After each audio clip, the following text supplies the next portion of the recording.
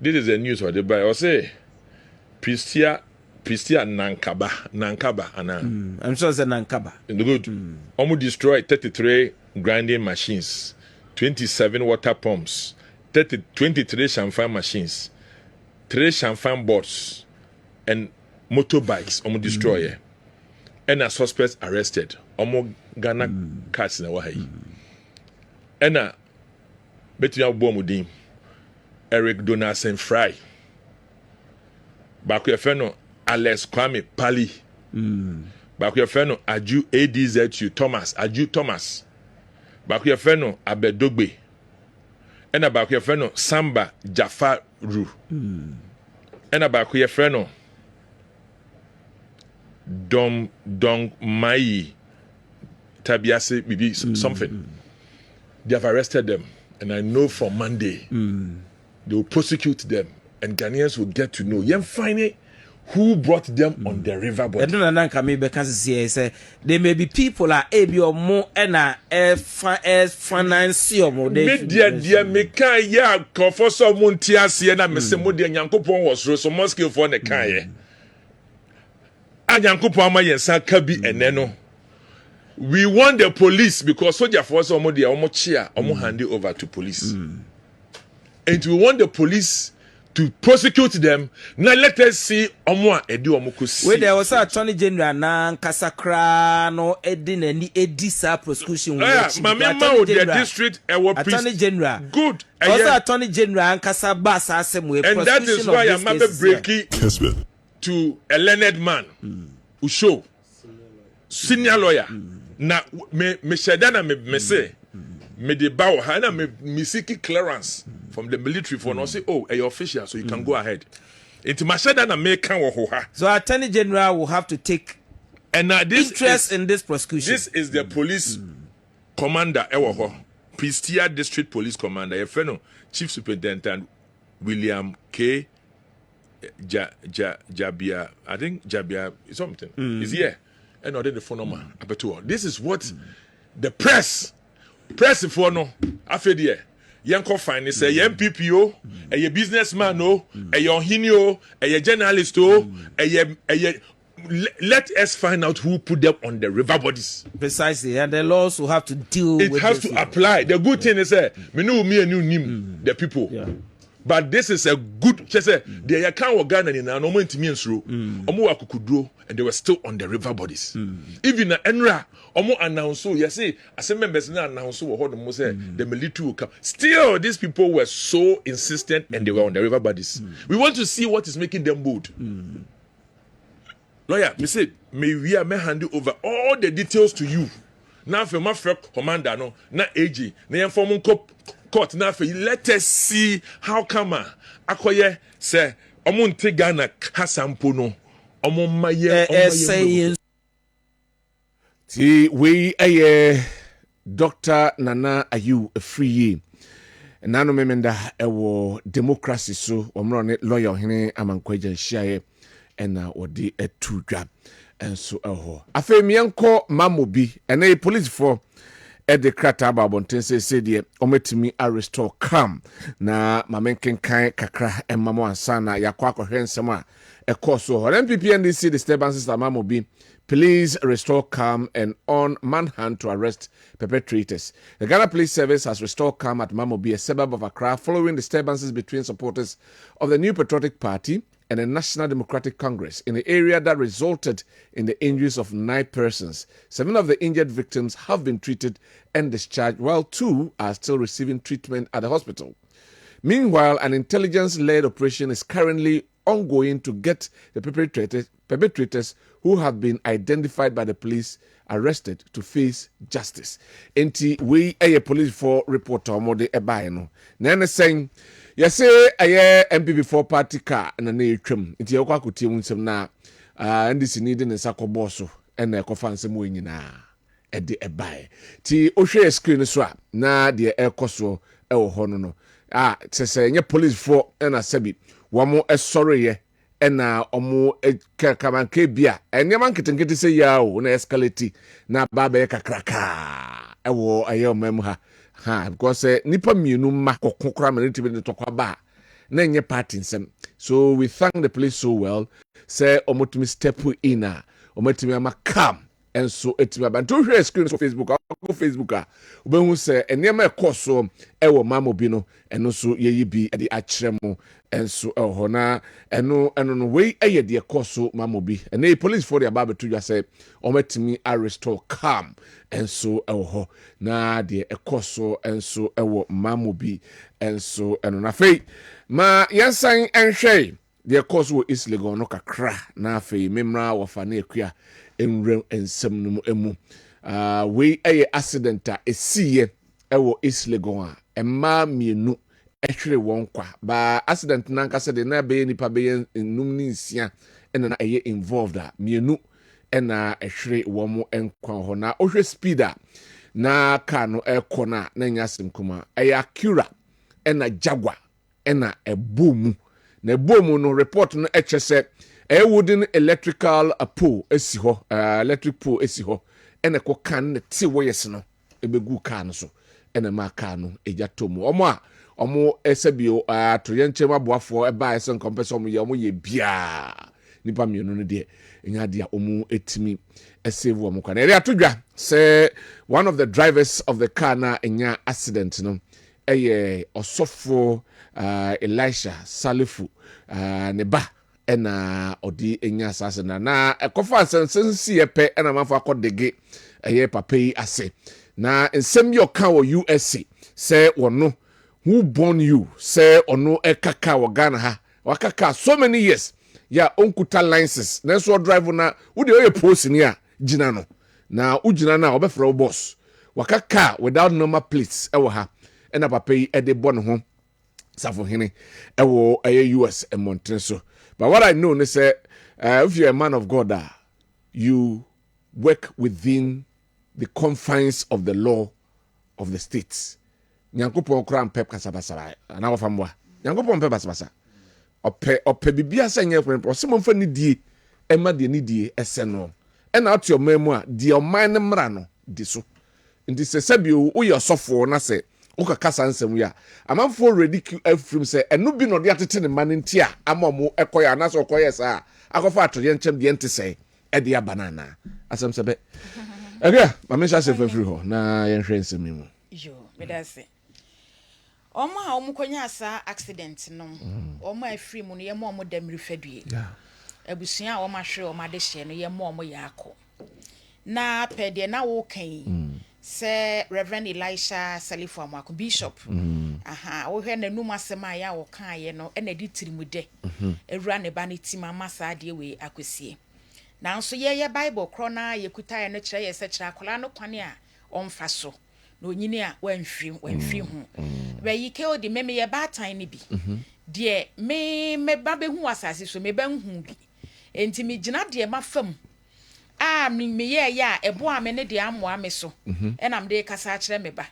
wo kina me hu se wo ka kasa bi wa sha atade bi a maka kire wo se sa na mon we ya wutuo no we ena de bebre na se bi me de necklace me enu to me kom tenten ba ko keto ba ko o edi 3 days we number penny baby obeyebi enam se maame baby a me manyi na duro no we kra fe na me start wo fe no we wie JHS ti me soro ko yitenten to na enka ketwa no na ade bi wo ho a wo ya wo de frɛ emema wo de bokwan se kwan da wo ho ho abie enti eye de me ma be hu asasi so no ena me de direct akwala no enti ye besre ye mpanimfo no se obi nkase de papa yi o kan ye yi ena ama ne ba no etu sa na mo no but wan se ekoba ye obi etwa wa asem no hu bi e de kasa nti esi de oni kasapa e de kire ne ba no mom ye ntete nkola na yi because se wo hwe Ghana emrem a wo ho se wo drive wo kroma kilometers near between 30 and 50 50 no kra no sabi se wo mpe wo ho asem na ewo wutim se wo drive na kola bi kra betimi atumrika be cross so ka kwan na 50 no ye highway o we cross say urban area eno kra na make say empomra no kra ye de ato ho no wo dwene wo nkwa ho apart from onkwa no dwene asema obi betimi akofa e de abrewo because wo betimi adu intersection na ka bi sabi wa nwene sabi kra sa abreka bi ba na ono di mirika no abewura mu sei enti wo akra na wasa wodi kan e de caution e to wo driving no ho na we speed ya abema yi ko ye ya na waburu ana na wadi wi tofia na ana die nko ana na ye wakrom pass even say enkran highway kra no say speed we kra bra etraso because dey hu ye wan bibia ni wa bem abo break a bibia ye da wan say odi kan dey chika white no o dey obe ye ke di ke chika white no e na car ba ko na on na enye head and collision no bonchem ti say na me ken as a intersection so e na onu ni di hu we na pan fruntum wo esa matatwene wo mra so wo kwa wo baabi wo de akwa akosan obi akosa e japade abusuafo a wo nka bi nhye mu so mbesie funu one yire ne ma ene abusua anase ni omo ye no mo ye ma na ema mienu na wi enti de owo mma e wo fie waja na abusua o me kwa abo wo de akoka no yesra abusuafo se ewo de enye de eti wa okutaka o drive here you drive safe afei doctor you were free asama walking baby I made that pan say or say we want to know what is making them bold. That's a one. I say the brebe a man for your demonstration ye chibigum as of for bomb pie or council and it still yeah soldier for ba site still mother so ya dia any ya chemwa yen famon kona we want to see who those who are behind and what is making them bold. Now who say Ghana ha no semra so obi pan afei ne ye frefrem panimfo a ewom amo makopa chew se sie yi pan de ekoso omayim yen sase no pani bia nkopa chew wo we ho momma kwan e mamra ne nya adwuma bra de atwa tokra ye mamo bi asem na no wo ra bronye MPP regional chairman e wo bie bono e ka asem bi na entwa yi enu bi na akoso wo TV so o say se NDC ni etwa wo sekan a twa bi se odi twa wo e wo sunyan a obema ye de bi etwa wo e wo kuma se kire se esi wo ha obetimi a retaliate e wo different area enye sa na wo se pani kasa moye sa you are inciting the youth babunu bi a ono pani bi aye dada no wa gina wa num asem so but ne refi say wo ka asasam no se kan no wa ntwe bio bo no be kwa akotwe na kina akofa nsem aba nti se si ayi de Ghana mpanimfo na omu di political parties na nimu no omanum asem e no omma esikyire emra mu na enye de na free sabre ko se ye beto aba no ye nya asomdwe wa wafa kodi ayifo no so wo ho Haruna Idris die no so wo ho me de no nyina be ka ho me sha sim free Dr. Nana you free Galamsey die no ho even me say abaya say crocro the job bi no ye ai what we can me tie Ra Franklin Kojo o we are o kenkwa ai but me nim so who saw videos ne ensema na Dr. you free ekeya there is a real fight abaya dey I say sometimes depend be I almost say they are embodiment of knowledge and everything omunim bibia but the jegu aban chim say aban fighting Galamsey Aba started from the water bodies. Also, you can have nsuo no de ehia chen bibia. Of course, obi enu e man concession so ye dey. Onko transius. Asase na ne ye kasa small scale miners wo wom. It ya hwe ne ya regularize ne year. Ebia na obi ono no de all legitimate documents so onye na dwuma no. Yakwa ha no. But nsuo de obi eni ho a wotumi so okota nsuo so ye dey. We mining for now. And a bad chance you to sir. And a man for you with the abay in a crocodile the jaw. So you dear Dr. You a free boy, yeah. Precia Hona, a quache woman. Saka, dear boy, be a native of the place. So it is boy, no. Also, Casano Crobianti Casano Mocan, Casano Gana Caso Bianca Monte. Obianca. Yes, assembly man, he announced your horse or was all wanted the Omugu. Yadi wait. Now I'm to Galamsey. Yes, sir. Ghana, Nigeria. Killed in Nigeria. Kedu in Abatita Daho. na ye the red hot iron Amakema bia. ashe copy so be boni pakro do ye den. Wow. E ba ye din. Wow. That's what they do. That torture. Yes. Because all we are onka. Ghana de you better defend wa. Oh, anka na ono nko na bia. But Nigeria there. You bet wa mo wabo. Pakro de ba ye din. Wow. And said that we are cano. One more yet say one more of these places no. Say ye not the strong men behind them nanchi omwa. KOD. Much ado about nothing. Or the food from Sakugum. Sir. It's a minute, doctor, if are you afraid yeah again? Let's get to the bottom of those people who brought them there. Yeah. And never me the hypocrites of your day. What do man some na ye cano. Dear honey did in BC, no. All right. I could the police force on the matter. Why you would yeah, so Abrams will be as I got to you. I say, yeah, and it bet me a basso with you, one the most soon and it. And that will tell us that something is being what. Okay. Yamra accident no so. KOD, very, very unfortunate. Yeah. So tia semwa software a nam a friend saying social media so yeah nam so ma as a binum nya conscious send baby a ujira ni bibi a wo kan bia no people are saying na betimi ate yeah so he car no pa speed and what they call now the nature of the accident kill the in law so drive it na obi crosso na se bia car no bon na nyame mfesa ma owu a court credit me jaw we mo asotwen kra no a e be ye kakre se nipa na across okay but se wo drive at a top speed at an intersection and the baby onim say amanfo twam wo ha judge kra ye do be gira na nimu no on fa ho nchew wow because we bumra so de di kan and one fanyansa to ho yes police for can be say you drove without considering whoever was there. Exactly. Also normally you drive highway baby or no tia so kakra. But baby I would drive would do no. When say high intersection. It be a T junction and also say two roads are crossing each other. Baby also be a zebra crossing and baby when say baby a man for crab be gina den. A peka.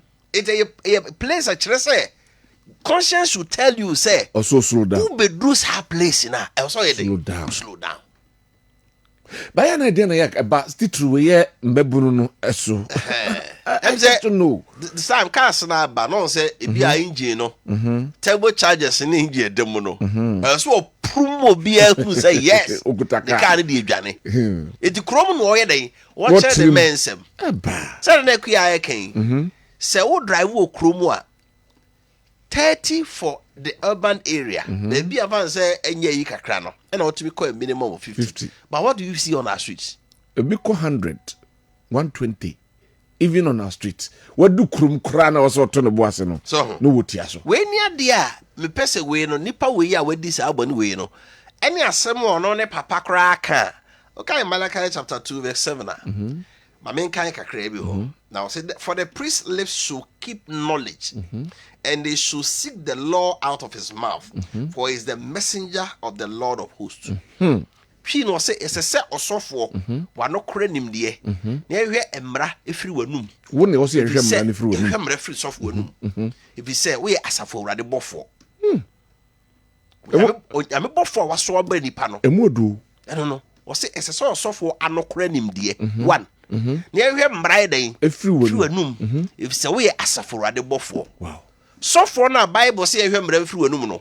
So for the original saw them say me say me drive a car number plate moho. Baby. If you arrest me, I will call your boss. Call your boss. Who born you? The Raja for them parmi say video and you be with you. Definitely. Or no IGP or buyer. Otime me a police commissioner. Aye. Oh man, the boys chief police commissioner. Police commissioner call airport the play and na I say Momo police service mu da ben. Was say IGP say obi abebu mraso bi aye dey. Yencho. beka IG or commissioner you for free IG no na munim said the more ye ne tiamra we are commissioner okọ baby na time be two you are entitled to a motor kid eti esenka hu set time baby o ba office here dey motor kid eti go to the police station and write your statement. Wow. E ko fudam pare time and yet my be ti me hwese sa asem o asie ne de so for ya kan obeteki asem yie no aiden wa kan the yie pa because this weekend on say accident to see you yeah the bus back on sprinter be a fantos about 5 crash actually yes on Accra road yes 5 people perished just like that. And they do about to say a man for cancer PC na politician. No my see no my see. No politician e better see and then me call that top speed no. Debut.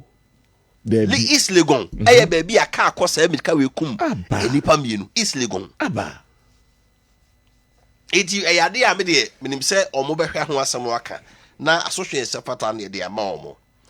On the Haruna do issue no. Say ya koye abaye de botachi. The stick that use on techi same stick use on ma obi interpretation no me can say no ha say nya be 4 years ago yes lawyer Esiama now he MP for mana and after primary so who said there be and then baby akwachi anti independent or file for the independent seat no. And MPP for no na etia woman raise issue no parliament. Ya boy ya finally Michael Kway e rule say the constitution no ekano. Sa na ode yeden. Ode eye adwuma. Eno nso nti. I was saying the seat near den. Bono. The seat bono. Just that I think 1 or 2 months to December election. Fortunately for him, and a wini ye. And he came back to support the MPP among majority. Yeah. And the Haruna do so say, one more magina so moko independent ni nyina no. Also ko the same thing say they should vacate their seats. Because that's what the constitution says. But offer I mean as I've said before the NT bu and this will so be a co-independent. Oh. Yenti. Also party no opposition now down. On said that almost some sa. Power pa dia na independent sem no. I'll make sure how mo. Mehwe no so mehwe how mo ma omo numbers no so no. Esote. Yeah. And I don't know kind of has said what impact will this make? What it deepens democracy. The impact kakra what is from now until about 6 weeks.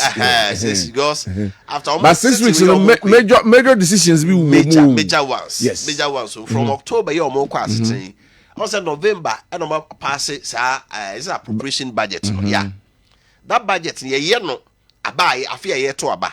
Say next government now over no first 3 months there. Ya pay sika ma wa we best spending. So that by March. Now you ministers then your new finance minister no about be a new budget for the year. And no November I saw more approval and sign December 7 wow. It is a Haruna society say omo go independent no omo be vacate omo seat. It means omo percent MPP lose omo majority status no. Yeah. Number minority. Where injury time red card. So injury time money will be red card. So let us see how that will play out. Okay. And finally on the Moody a positive sign my as one we are you. Yeah. Say you have 3 international credit ratings and you have Fitch, Moody, and Standard and Poor. Now Moody and Fitch almost about him. But Standard and Poor dear or mono be ban on let's say also the most credible among the 3. Don't dante S&P and Cantem.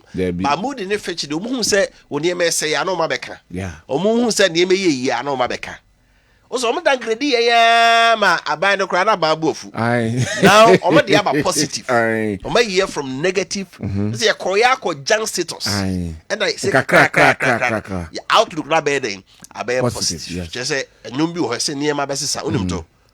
Yeah, my best is what's that? Yeah, my best is I was watching. I Evangelist.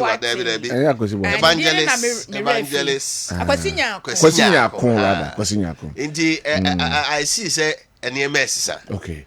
Said the best and Tema Ghana, no. That is what we are looking for. Anyway. Again.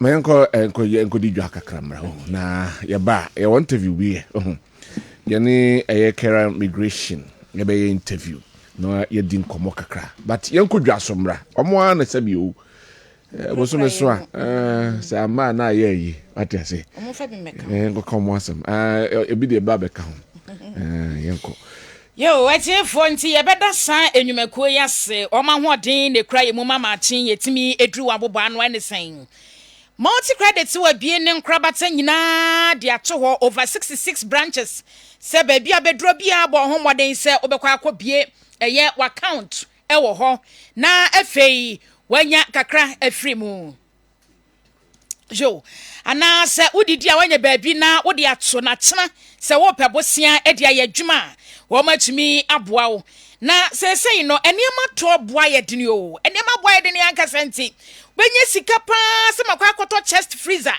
me de ye adwuma no na kyerese ho nsam na kwaye bebre enti multi credit say wo moto ade ne de ma wo no amu no waye nsehye wotua kuma bi e de to ho nanka kranka watua wo kyena no wateka na afei ababa ye wo de wo mpewe na apede en enti nkrabata no nyina wudru ho aya borura ho de ope mu asemetie no 0244176901 enti right enti hold on no na ye beto edwadie no so baba men ko na me ne Dr. Lawyer Henry Kwabena Kokofu senior aide to Dr. Matthew Opoku Prempe the campaign no na yeni enkomo Council, good morning.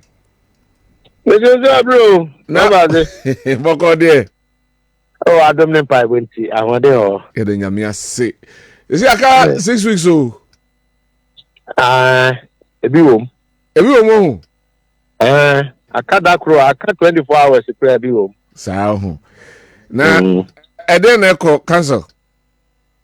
Mama met you for a channel pay. The animal was anti-memu and the baby beer. Kessben radio. Kessben mo fi di area se no ana titi yen. Me ma kue anti bibia me ba Kessben. Dwuma die so no na chese ma be fia ne sa. Sanity. Ti me ma dwuma wura ti. Me am ni lawyer. Kwabena kese me na chepa papa. Na me nko fi sha no. Na ni John o mo ho no pay. No pay o ha. Hey, Council, senior Council. Onya medru but obeba hanam kwaso oba. Otiemo. Senior Council was na me wa santime mu de na je santime nyina yewura. Tumfo se tutu tiamie no ne nanan ma chan konya. Memo ache. NCP meda me be fie no ma be som. Sanity. Na santime so original minister. Honorable Simon. Kumasi Mayor Martin and Ghana saying, yeah, me chair, man. Mate. Yeah, sorry. I mean, I do me, we want to come up. Ever call in you, muscle. A car now, in I said, the okay, no. They are quite bad for two.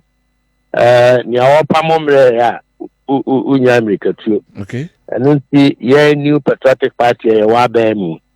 Na yese twidi ampombe ya dom na Ghana fo betie yen sempa ne yen senkae ne yen komodie na ahwe ho ato abana ma yebie na yato anwuma pa yura na ado Dankwah kufado aban guso a waye no guso a oye na afi yeden satraye aba ba bia ehia sesese dane yensa na yetu anamon foforo bi na yese bibi mu kena ana ye ne Ghana for ekwa pam fufuro hihie mu bi mu a ewura Dr. Mahmoud Baumia Kwabena onu no di animu na wapa Matthew Opoku Prempe te omoni sidom no yegusu a yedi sa adwuma den ya pro bomu no niema mienu bi abedadwa akra wo behia se esese yeka so wo hwe ye campaign no who is a regional chairman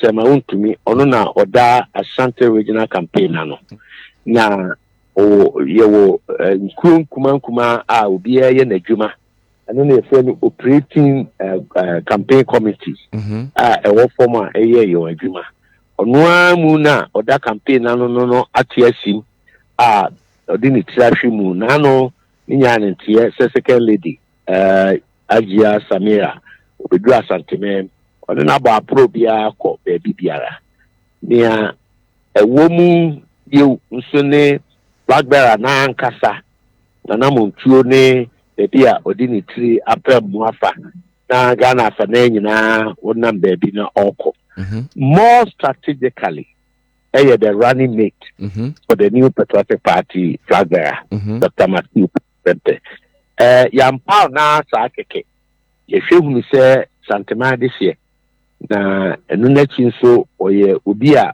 mansuani a wasom omanyi under President Akufo-Addo ewo two major ministries mu enu ti se ukoye education minister oni a teacher for ne adesuafo ewo apam kese papa enti the jumedia wodi no the education ministry a teacher for whom a doctor for school for whom na from university level do baby na ukohwese free SHS ya ene wiase nyina agya tumi ne penso ana na Dankwah for the sharing sa so ohwe no nkrakra no siesie na ohwe ma ne yeye a no so ne aye success story ye to so biem ye energy ministry no o man peni de ko ye abra ye wo ohaw ewo anyam kanea sisi ehu na kwampa ohwe ne afoforo bi animu na me tutun ya besi ne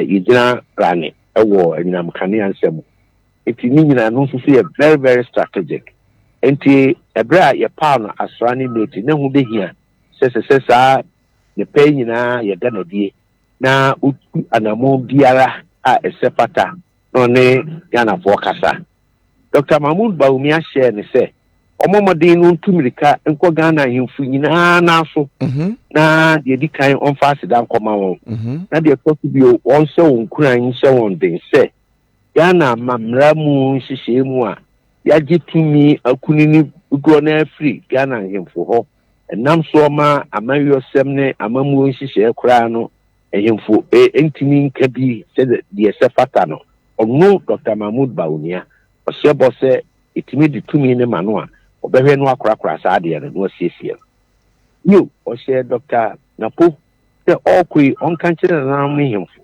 se won na ma for se wase won na ewodipa nti onu ni nkuta ho papa nkan sempa na nhwe wa free access abeboa yenhwe wa digitalization hihye abefo kwan so eye niema otifie otidem na wasoma sika na eko ne kodidi ama na ekoye bidi ama na ni nyina mu no onhwe afi o hye ne se enisuade hu na wowo a yakudin se bold solutions a ni nyina ko kanfu ase ohawa wiase nyina wo mu Ghana yenso yakomu bie kwan ben fufuro na yebefa so a yebe yi ho afiri mu na yakoyanim na kwan ben na niema yaye a eye under President Akufo-Addo abaye bobo ho bai na de yesi mu kenan yahye nia ekoso bio se onko na nanoma na so no ne amanfo kodin kuta ho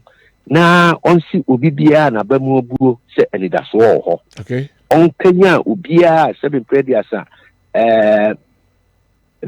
na tinka atiko opim se abatu aye koi ihia dom na pia bontena beto aba nti se bufu bi ho se yaudie bi ho se bibibia si obi bu bia no onhwe na onimpani nku na mo na yankrakra nyina ya de a Dr. Napo onami remedia odi nkakra no nti ehu behia se esese nyina ti ase se bia yedro no nya watimi wakame enye de mehwehwe mensa nkenti na tiada ana me se no enye twema mentwe na kora na kobo enye se yasoma me na me de yo wa no hwe ho ana me de friends kukuro no hwe ho amansuo no hwe dabi nyina nka mom sɛ busua kuro baako na sɛ bibi mpo na atesema na ankoyi a yakɔ anim no mpani ɛbɛsaka egu na yada ne yɛnsa baabi a ɛsɛ yɛdan no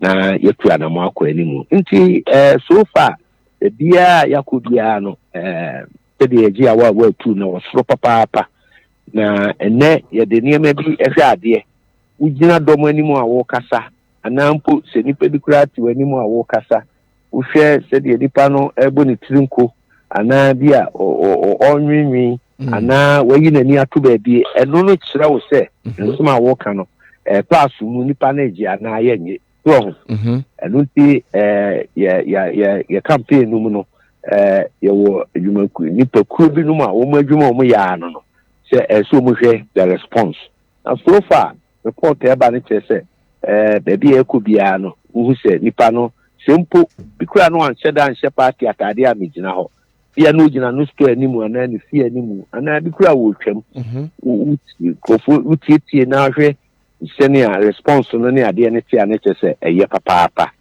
na kyerɛ nyanti yɛ deɛ yɛnya akyɛ so a yɛne ɛtiri mu nyɛ dɛ sɛ ɛna po gye atumi nti yɛkɔda da bi yɛbɛpem akɔpem sɛ nkonimdie no bɛba come December 7. Doc, na what can I say? No, say position back where the amount a senior aide to the campaign, especially to the running mate of Dr. Mamudu Bawumia. What do you bring to the fore? And they what can the mobile de but one casano a ding and a woody babe bois ama campaign at me economy. Baku for instance in Yamiani Kata. And I say asima si atiasi abonten so na yenko chire no mra yenko mana yaresa na ka damfo akofo ntimi nche no so nti ye keke ho bom na we aso ha no we aso ha no we aso ha eno nti mra du se mpani se de kemedie bia ye di aboa campaign bia no mensan tonkoso na running mate Dr. Napo ana matipoku prempe minka no ho pe kia na matiem na memeno na nhyehyɛ ne na montuo ne bibibia no yanyini mum na afei yɛmɔ ne chidom wɔn sɛ Israel kwa akon no na emu yɛ de na Joshua na na ma ne nsafo no Moses Moses man safo a na Joshua no no ma aka kurukura ne nsam efise mpendo do a ne nsa wosoro no na nkunimdie eba ma Israel nyaza sanete nti se edu ba bi na akora Moses nsam ya hujape na Joshua no ma yere no ya ma ne safo sa pepepe nti obi a odi ade anim bia no ohia nchibo ohia se esese nipa bi ben no anu ti mpanina ya ne se menkora menko bi se adwuma no na ne amede ba table ne de ba akofo de na wonko awunim ni nyina ya dum bi keke amayo sini ya fi amafo mu gidie se titru e ba grassroots na o kasa pe na chese eto asom de ametie no menya wo de na mabusa wo se yesi ukofom honom de yensi ufom kura ntia no ka ho bi ene de wa beka ho sanetie na so enyema ho den metinya de nyina ye fuse me wo nyame bi a o hye ne den so na me di kan pra kan se mo Kessben ho na yentitie wo amayo se mu nkuta hodie mu bitiru dodo na afri enu ti eye ne a yaboa no fri tete na abeduru ne ana ho akohia se ebra yiwo mu ya fri ekuta ye bonto yi ese ye de nyina tibia enti meda enuanom e wo fom ase nukure ni enye party for kra na ya na yama ne yefe na emum won anka usisi se politics kra ko mo fa ho ono no ni party card ono o sede ni twaka bia nsoso won wanya gidie se Kwabena kan no aka nunti be do papa na this is the test yeseme meboa na yem galvanize Ashanti votes. Nti ya wadi be a friend Greater Kumasi special project. And also chairman Wuntimi Edemene Twano as chairman. And unti a masudi just abria ne bo you are na ponsi domi. Na yina free Asante Memu ne Asante Man this year prekupe. A challenge even here to Ramayan. The moon deliver 80% of Ashanti votes. And you see, you to Tony Amaka crown cry. About the Geja, but they make a turning in Kukunim and Kakana, ever see you. Namine Mabetna, or Pim Stay. Minya who to swear near Rishi, say, Ampa, Santimania, the Pia Cotraba. No more to swear, Omobetuno or Sro. MPP. Dr. Mahmoud Bawumia. Dr. Mahmoud said, is it tenable? Is it feasible? Say about 80% of the vote of Ashanti region. More Moshe, you hear history, you hear the MPP fire in the Fourth Republic. Now Moshe Juma Maakye as against the opposition for car. Hello, Doc. Yeah, me too. Now me busa say. It's feasible. Is it tenable? Say 80% metimenya going forward into this election. And I know me busa nyame say o mame a friend o mame nya studio ha. Duro anwumre no na menya studio bi okron. Wo ga say me nko bi pa. Akobi pa.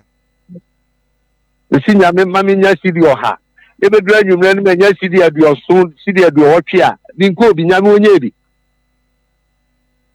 ya bi pa do sa pepepe nti yesusu ste yenya o ha mu nchichemu aduotwe a yepe nanso se nyame nhihye ni Asante Man o akoto aba nhihye so aduotwe no de so mamokra abroso dem mum ya mamu 78% ya mamu 76% ya yebe so muke okay enunti ye what we say tikesi ari age onsusu nkuma mu onsusu akesiem no ayere no aye adwuma for it enunti ne yaka say it is possible bisa question bisa say inti feasible feasible ni ya pani pa ne possibility possible I don't answer so what you remove say feasibility and I say feasible ni ya pani ni possible inti possible to ma fa ni ya pani no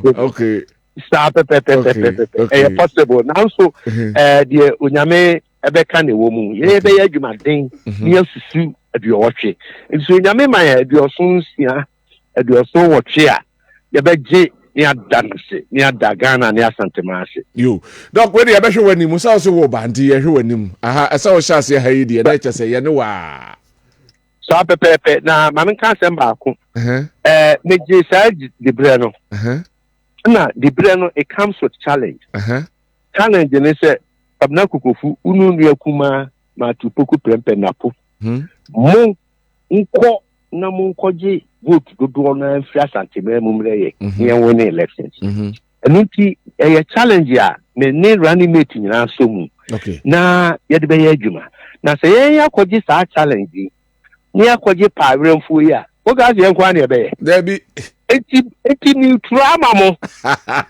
Kessben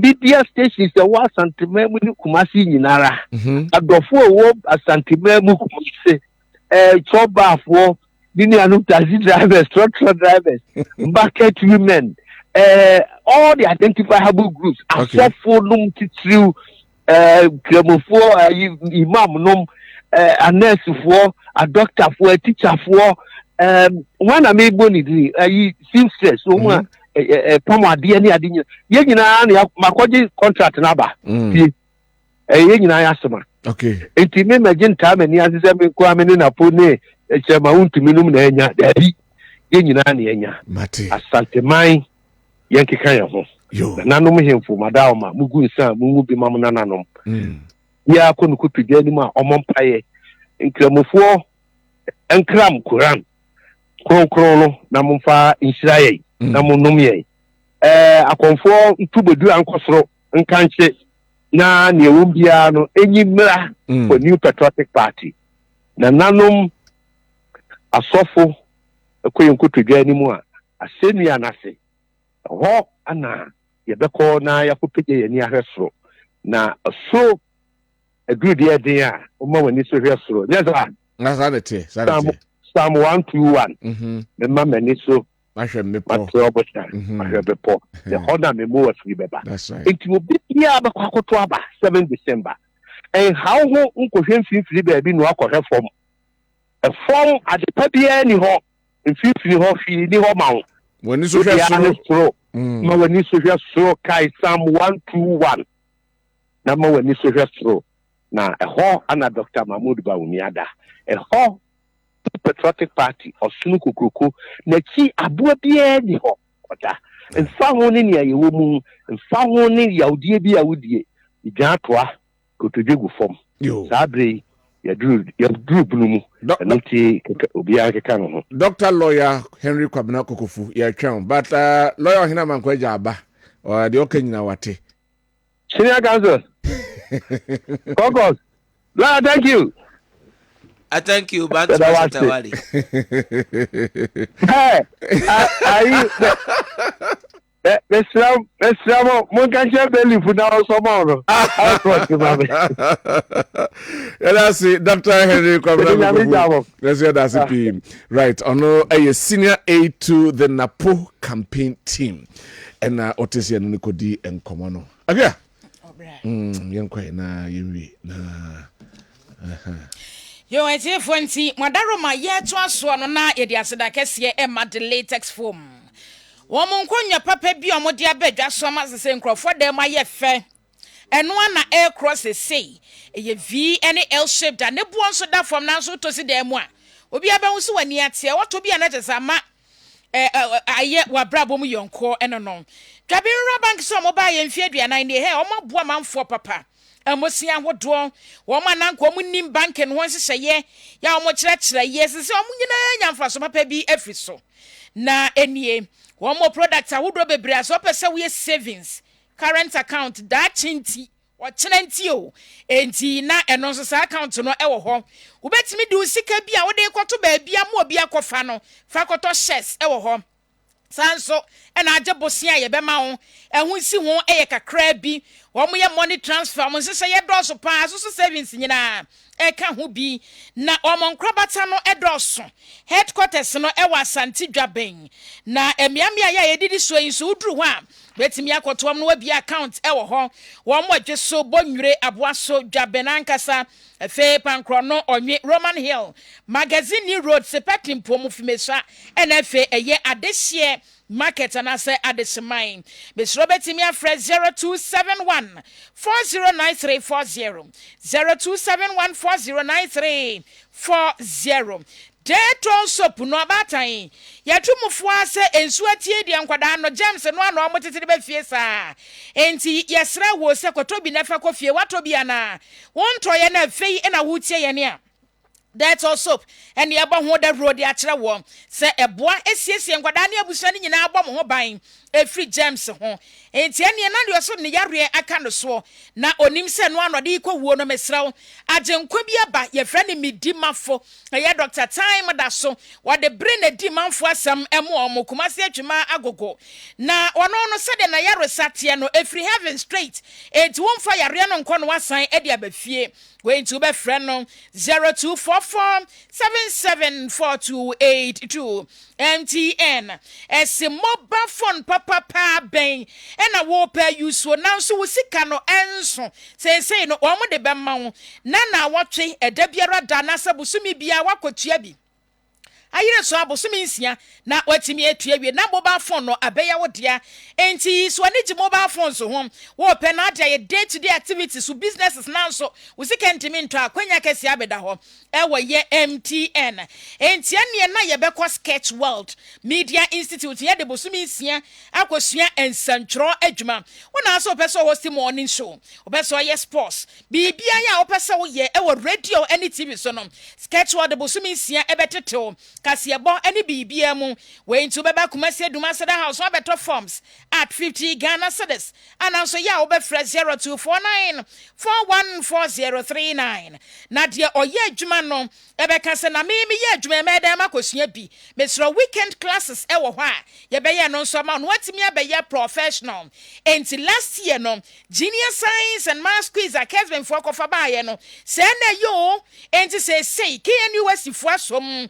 Omo do ma ho de atechira je so na so. Na multi credit edi ni sika etechire ene ye nso ya so ma ye bo ho da rose say the TV so say the ya omo yo bi ewo ye senior high schools mu no say ye tete nkrada free junior high school catch them young na omu nyini efe omo ba bet STEM subjects no ankasa se enti ba ta mesro bo akoda no na onya interest ewo me ya ontena TV ho no wonhwe bi efe we da nche ne MTN se omo srewa from 100 number no 100 and as 0244 308111 0244 308111 na omu wonsese ye bi ma wo se adwuma esas ye na fifiri sen no eya na ho asem no ed sika kra ya ode bewuram ene akwantre no ho nseme dɔɔso nanso MTN so mbɛboa wo entu fresh number ya bisa ho akwantre ne nyina ombesom ayone sa ediama Ghana Career and Migration Fair 2024 afi dia no eba sukuma se ewo ye golden bean nyame ya doma 16th wo ye nimu ye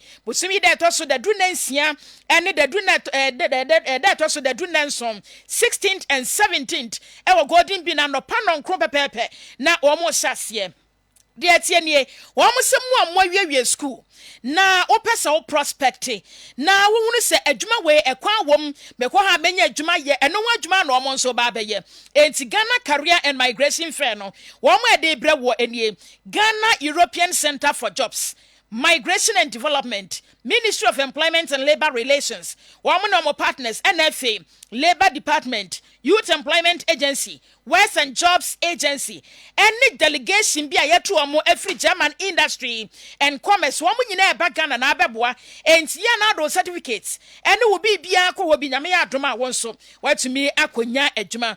Na now so yari na ya dia wahibia. Wabane ya wobu die ana se be ma wudua no ayemre so ho wo bono entimi maniti so wo da hwe be ye be 20 seconds wo se ma wie wo se wo ye be ma wo da bi ba ne sa dia wanhwe a wo obai wo be fa na siesie na bono ho kapa so amanfo be gina firi wonsam afenyare wa wodo nyina de ye dompem de ye stroke de ye typhoid ana se bi bia doctor ni mo se wotimi tu ni nyina se kire se wa bren ewo mu pa enu nti afani ni what scientific hospital wo kumasi atonso agogwa ye Monaco Junction ho wone adanse rural bank na hwe animu wo kwa enkran so tantra ye mile 7 ho ben Janet corner wo ye adwuma free twada kwasi mim ne da no pa no so ne fa no wabie enti fa yare no kono nti ase na yare ya mesro ya be fra no 0244 08767 0244 08767 All right. Now, over to you. Oh, thank you. Thank you very much. Yeah, that's it. Right. My information message is na banana fe lawyer Hina Mankweja no higher trend said Dr. Daniel also free babe kayen sana fe ya twaso. From Asawudo Bantama Kumasi, also the NDC should stop dreaming of becoming the next government in power by 2025. Ghanaians are well discerning and will vote massively for His Excellency Dr. Bawumia for a better future. Hashtag still, it is possible. Regards to Dr. Benasanti, CEO Ghana Gas, and Otin in Kano. All right. And also, Edian. Good morning, Kyodi. The fight against Galamsey. Also saying the fight against Galamsey is a collective responsibility, and Ghanaians should stop politicizing it, especially NPP communicators. Cocoa productivity, once a cornerstone of our dear economy, has declined by 45% this year. Experts estimate this illegal mining costs the economy $2.3 billion annually. The Forestry Commission reports that over 2.5 million hectares of forest cover have been permanently destroyed. The Ghana Health Service has identified a 35% rise in respiratory diseases in mining areas, and the alarming statistics continue. Source, okay. My name is William Anogbo from Adanse New Crew. From my regards to CEO of Meshach Anogo Enterprise and a team. More fire, okay.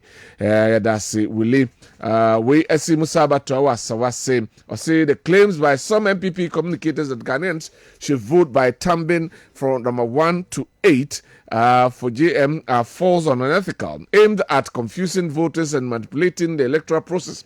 Ghanaians have the right to vote freely and fairly without falling for such propaganda. Citizens should reject these falsehoods and vote for the umbrella symbol from presidential to parliamentary to preserve the integrity of the elections. Informed choices are essential to ensure that every vote counts for genuine progress. Okay, yaba kind the akano ede amamo. But mamenko na mema lawyer Ohene Amankwa Jan. Lawyer, thank you. Thank you, KOD. Good morning. Good morning.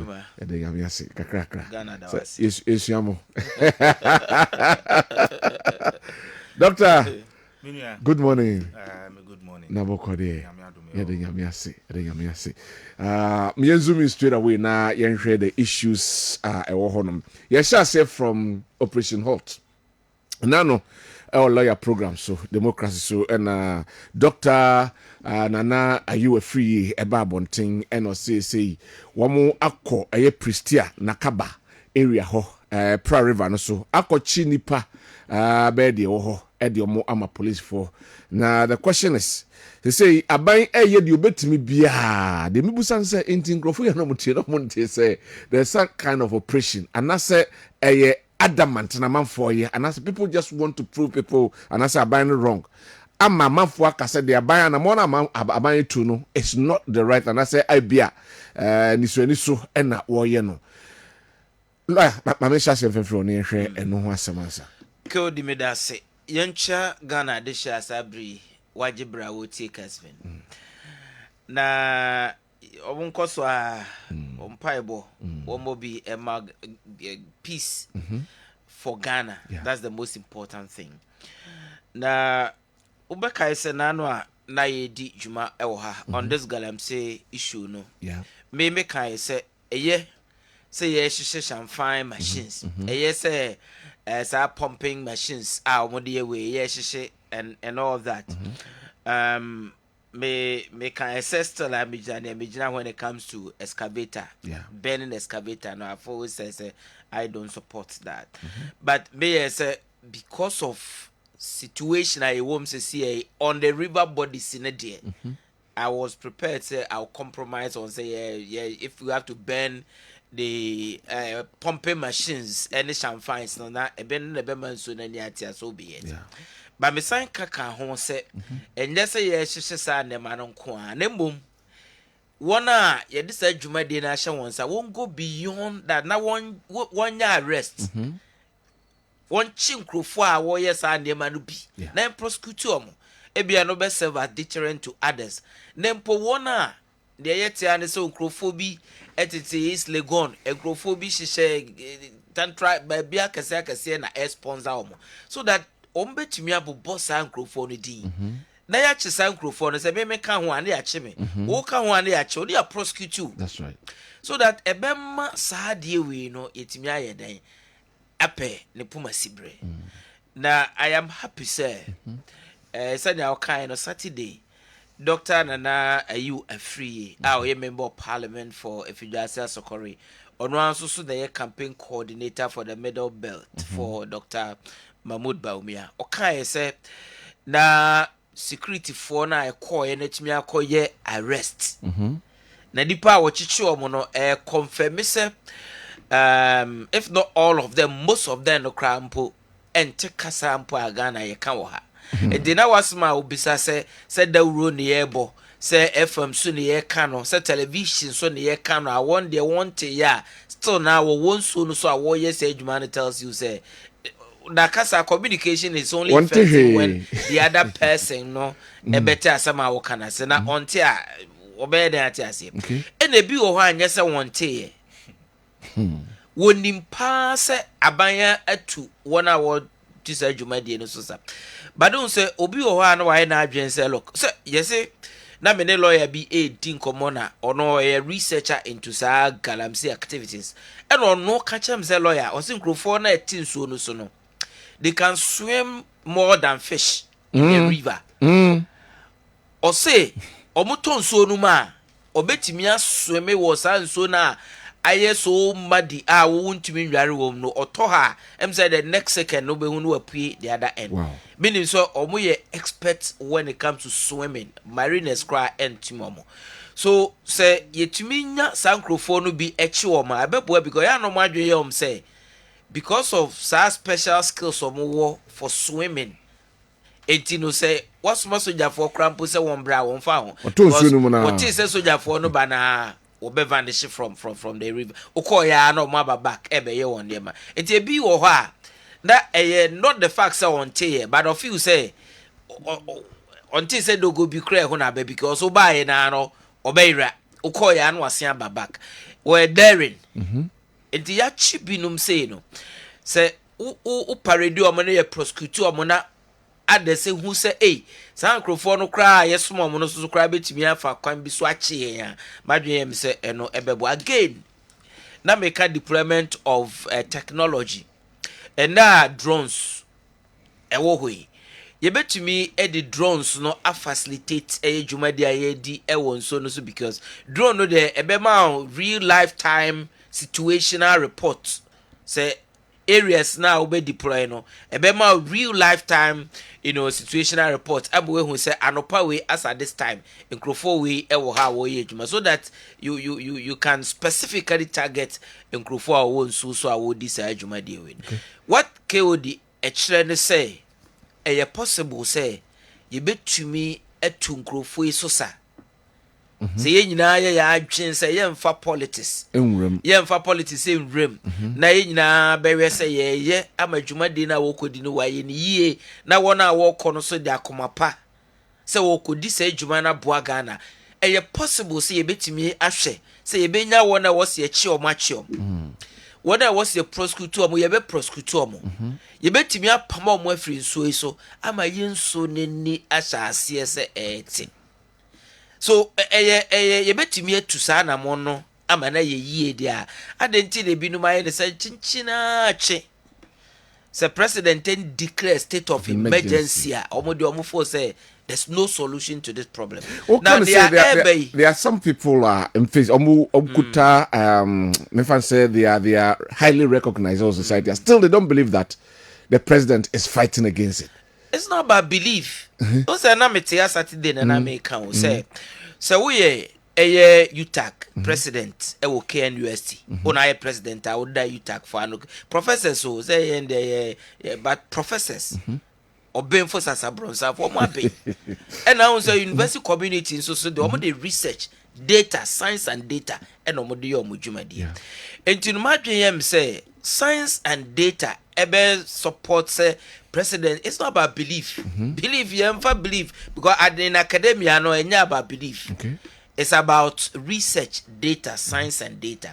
So president no say look and she say A B C D E and a media gu akwan ma me no megidi ye say science say we betumi aboa na problem no nye problem betumi atu ase ene na mom ebema ye nya ensunsanso pa bema ye hu resource ko de obi e kan say ensuo no send ya eni ye eni mercury ye de chemicals ye de ye go ni adnade no e de yare or how say ye so ye river bodies say ye forest and all that and you know there was specific problem it is how to me identify the specific problem what dia now we share solutions also say a bit me aboa ama problem na wo no watimi solve dia madwe say ene mana ye de gu akwam no ye betimi critique ebi aka say oh we dear ye based on science and data as academic people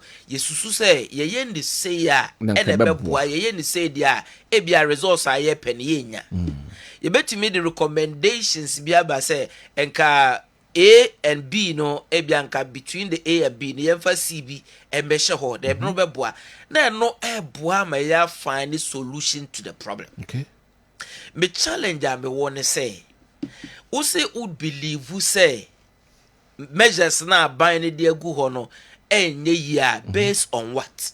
Okay, so we can say wo timpo no president ni a big joker.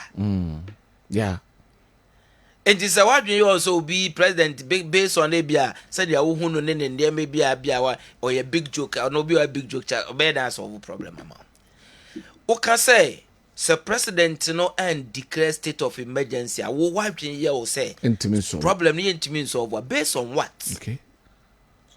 Who can say the president and ban all mining activities are yes of a problem now based on what? To cannot then you bring alternative for people to know the same here. The first I will recommend the say yen declare state of emergency no and yes yen declare state of emergency we cannot address or attempt to address the problem. Okay.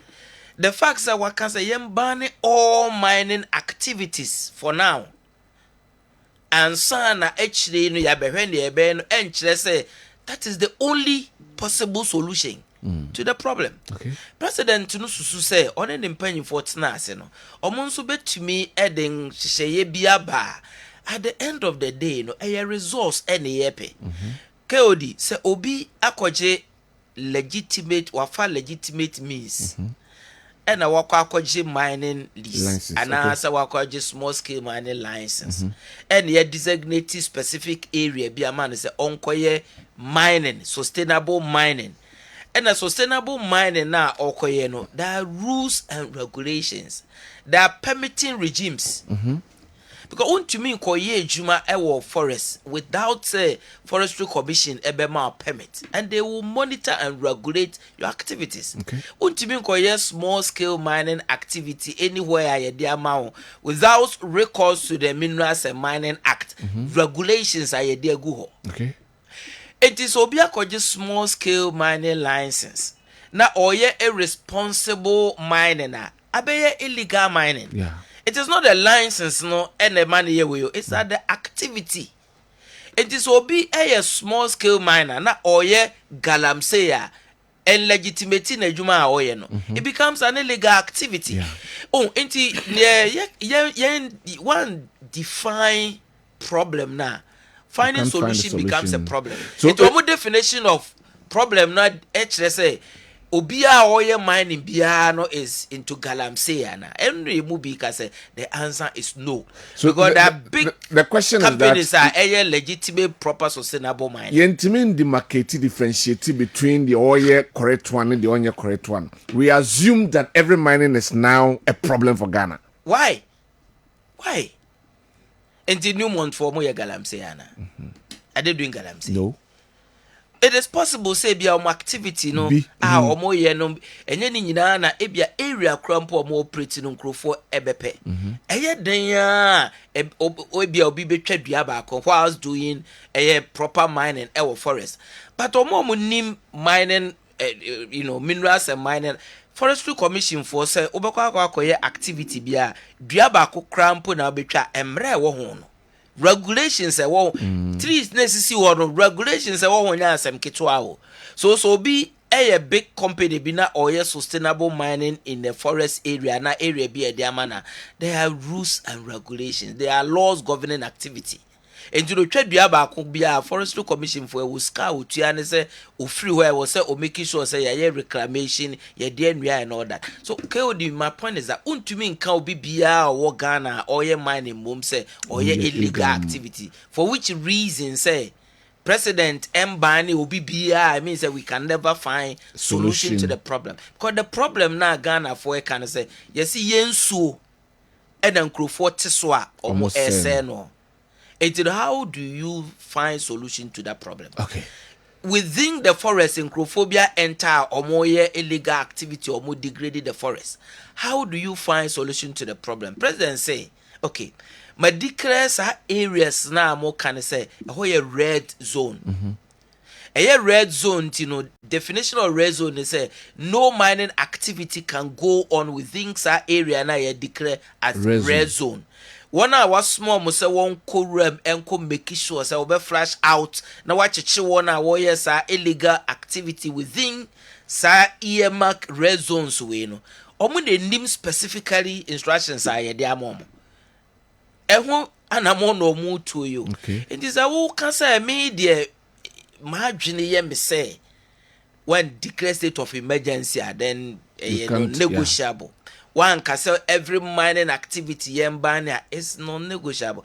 Is it also fair say omuno omuwo area minim area krompa is yen declare no a state of emergency but yen nim say declaration of state of emergency no eba with human rights issues. Yeah. Because obi wo baby or yen a legitimate business. O say yen fat yen declare that area no state of emergency. Now what in cry what you come and say it will not affect you. But on all they won't care about or so the right. Is it fair? Can we say those bodies now are in charge of seeing these things that the proper ones are done no? Ghana and government. Oh, so to the extent say me that's why my cousin don't let us politicize this. It won't so be our interest. Obi antimi kan che me so to no interest. You can't tell me say obi a UTAC president e wo Legon only interest. Ebi anyoma be born kam ni asa obesa no be ma obi ahu say he has an interest. Yeah. Obi owo KNUSC oye UTAC president. Wow, you can't tell me say on to about any interest. He has political interest. My own good friend Professor Hans Atta I am stake only interest one name interest. Obi our political interest. And you know who the bia menkaza sanet you but bia our political interest in tino. Saadie we na about 2 months or so to elections no senka ye declare state of emergency ne ban all mining activities na this so biba e be feed into political agenda ebeboa but want to mean for so such engineer send ya me pen no ya agenda saadie na ebue why saadie build your mind. That's where I have a problem. I have a challenge. So ye nyina no hwe say President deploy for one more specific instruction. I possible say benya resource papa bia na madwen me say ye nyina the adwen pa ye na ye hwe say monitor say one a wako ground so no be ye adwuma because most case miners no so di akire o aye almost say ye ntna ho emma yen so ya no aduan embo so yen ye be facilitate and so far no adwuma omo ye no they are working.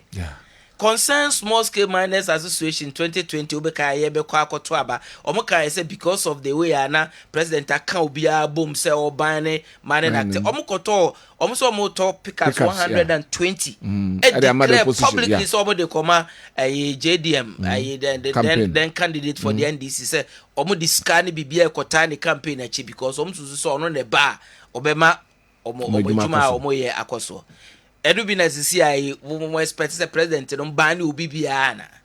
My point is that and just add the chiro man. All right.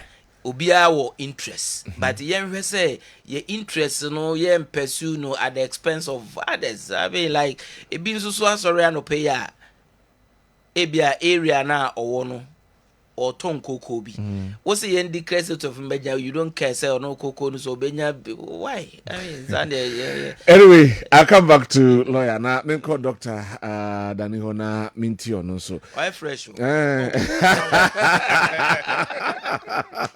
look me answer from this angle you politically our political makeup our political say benya political influence Nehemiah yekin it looks as if say we've thrown away our excuse my language basana mekano how we should think as a nation by looking at it from say abina nyenti failure abina faili totally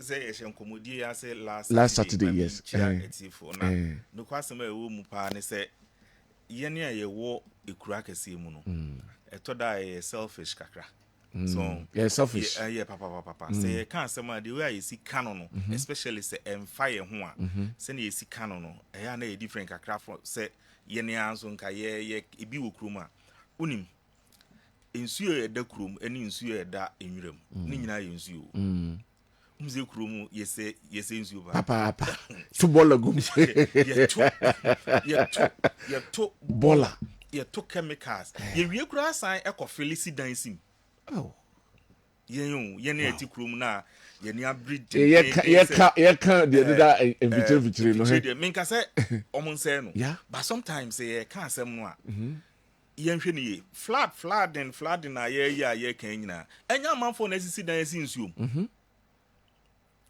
Oh, that's why, for example, baby, I wouldn't need any see strike. Say, maybe say you tag name and shut down effective. Okay. Me catch it. Aha, because Oshesen and your Messi kuna I will be in a mammy too kind. And a mammy say, oh, Jarena me no too kind. Now, would I really address you, mammy, say, my uncle, so when uncle cram that kind of attitude. And honestly, if you look at the philosophy behind voting a course or campuses, it was voting to join TUC. Oh, okay.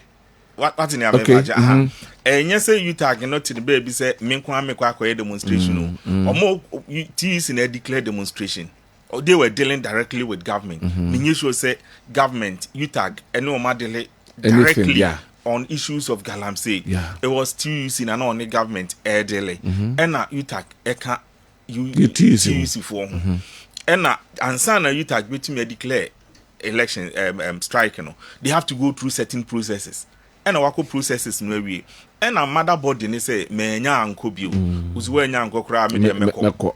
No, that kind of attitude no. And me church lo mu de ntia me gidi say as a research institution it should never be that way. Okay. So what I say. But no kwasema e wo mu pa ne say as I started ensuo human activity bia no it will effect on the environment. Every human activity will effect on the environment. You train ya and a DC. So development baby a kumasi ya it should tell you forest no DC dying. Ye kasi nuya krano a man for grand nuya. And at the year cry tregu. Medical can insume. In fact, very close to the university. I mean, faculty, you see one there. Sometimes you see hostels springing up along water bodies. I'm wondering whether the educated community have seen those things. So just say because these are people. But the point is that anyway, the point I'm trying to make is that mining activities the entire any penny be that's what things you know so they say. Omujidi say since I shall say ye best topic galamsey enye aban we abreso 50 no those people think that method that you use no ineffective means stop baby then they will come back. Okay. And that is why I think that this particular one how to sustain the thing is the most important thing. Okay. And after burning the champagne what happens next? And not to na make us a universities, are disappointing me as a person. Okay. Minia, and you say in Subi, see where near Tine in Su Yenumo. Say in Suno, in Subi or I fin. But can make us an idea woman. Comparatively, the Subi near Tia, a double baby. It wouldn't danger I make I say, Miss Ru. The Miss Ropan say, Sabre or Moshe some fine in your dear Keke Kahuna.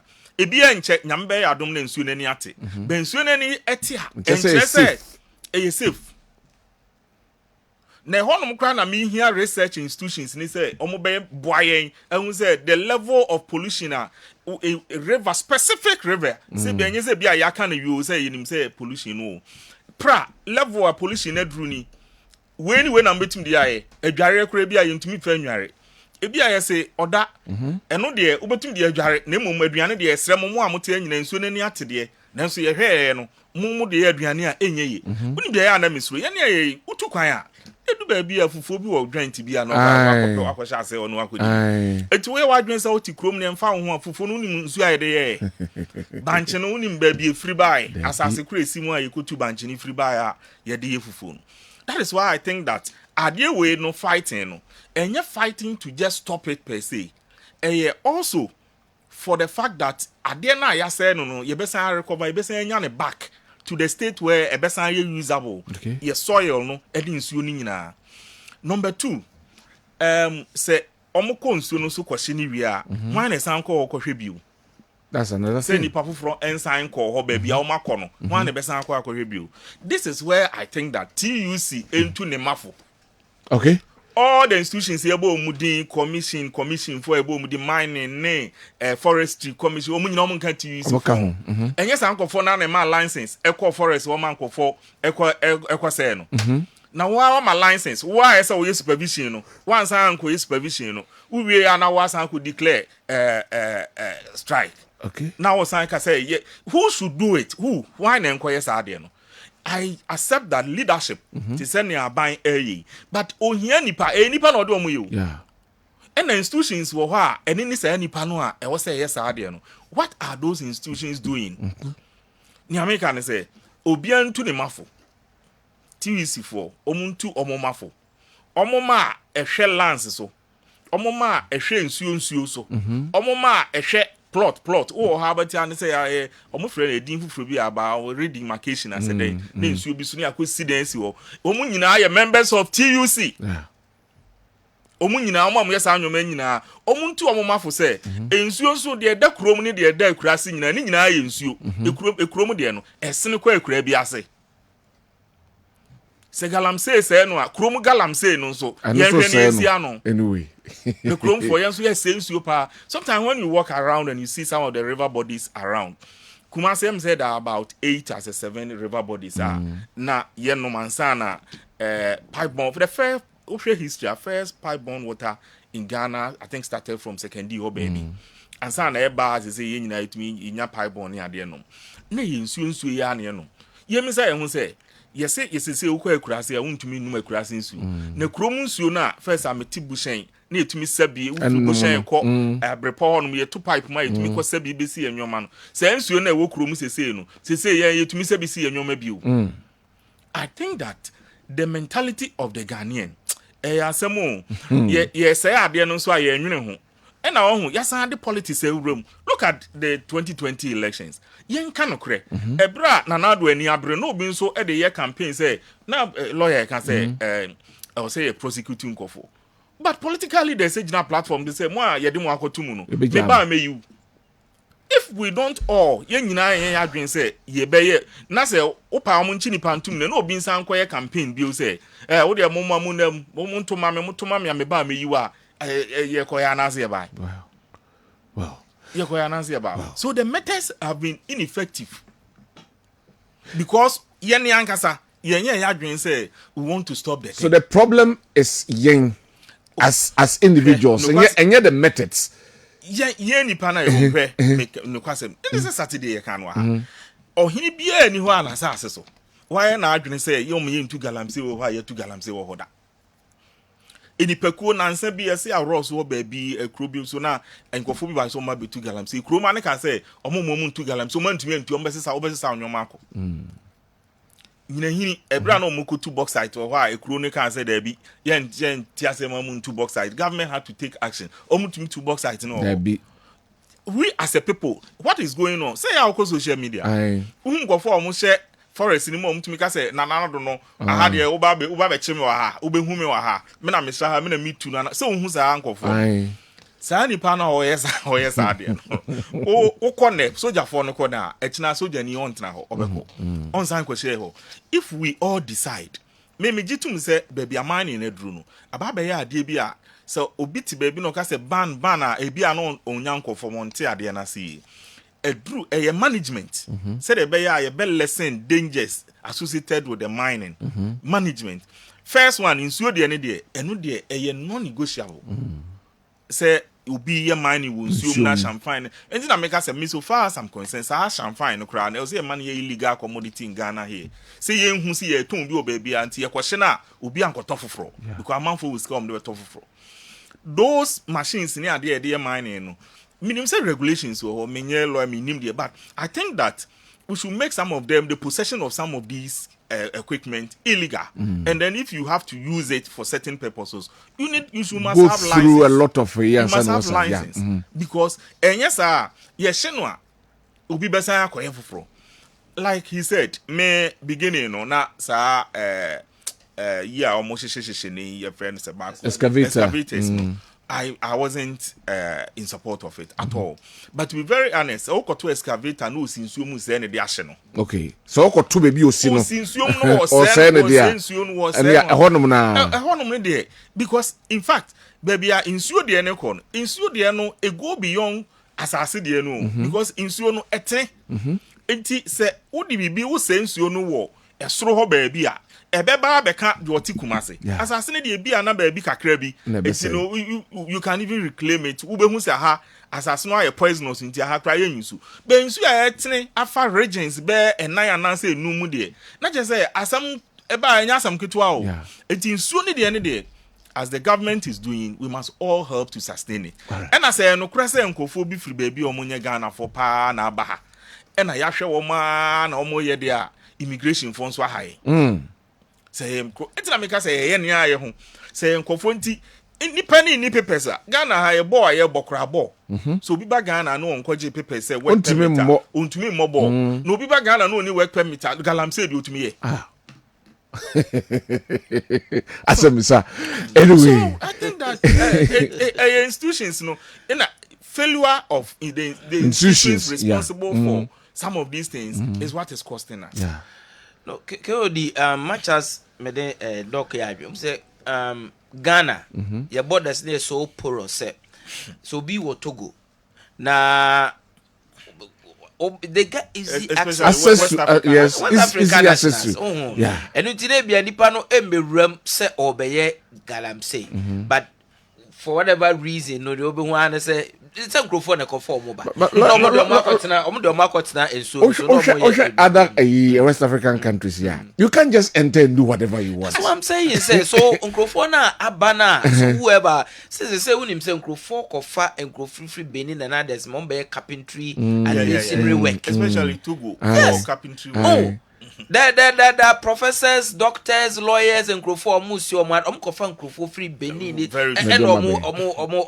omo masons and carpenters. Yeah.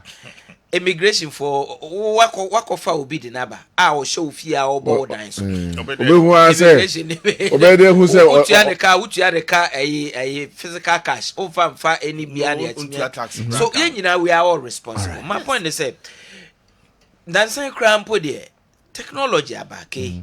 Entina me can say specifically ya targeting a water body. The regional minister Samono Semensa kind. And I've always said I'm support to sign the course. Now I'm say now yeah targeted. Let's do targeted operation on all the water bodies. Because you bet me targeted with drone technology and support, real time we almost chichi we no another person buy here because drone no be one who say activity cause so you go and arrest them and you prosecute them. Maka say I will urge the Attorney General. Say one hour they should not leave them for the police to prosecute them. Yeah, because the police for intimate prosecute. But obi bia organ or prosecute or prosecutorial powers bia organ will derive some powers from the Attorney General. Yeah. Article 88.3 of the Constitution.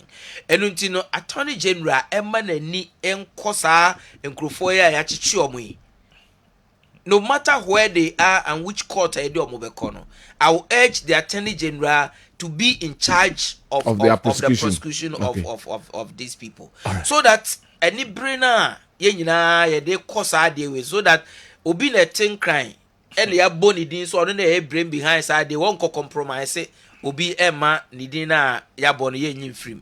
No Obi Bia Yabon Din Bia and Attorney General and ye who say Yenia Brea, we can solve this problem. But anyway. Say a sustainable there, me bisamia. And yes sustainable because you're politicizing. Anyway. Why not own former President Mahama when he was asked about the fight against Galamsey, the video is there, go and listen to it. Or admit it say easy. It's not an easy fight. What your President Akufo-Addo abra obe declare say or the presidency better and all that. Obia him say easy fight kotie former me nyame fa ne crancy the late president miss and all that. Obia admit say look easy. Former President Kufuor can say look so long as I had politics we can't solve the problem. That's so for me some measures we are President Akufo-Addo Ediaba I also obey fellow Ghanaians amaye hunya or ya twaso no ubisa say sustainable me the answer is no because it cannot be sustained because I had to jago measures and the deba yes interim and you know at this stage you know expect to say ebe yield animu ya resource ya pay nembom post January 2025 election after elections whoever obe win no Obia see no manifesto no omo akire yen kwan a ombefa so a ombehwe say ye be responsible mining na ma adwuma ama wona owo mining areas na nya adwuma aye na Ghana nso so atimi anya gold a ye de be back ye dollar ye cedi no sorry Bank of Ghana say oba be say gold go aye gold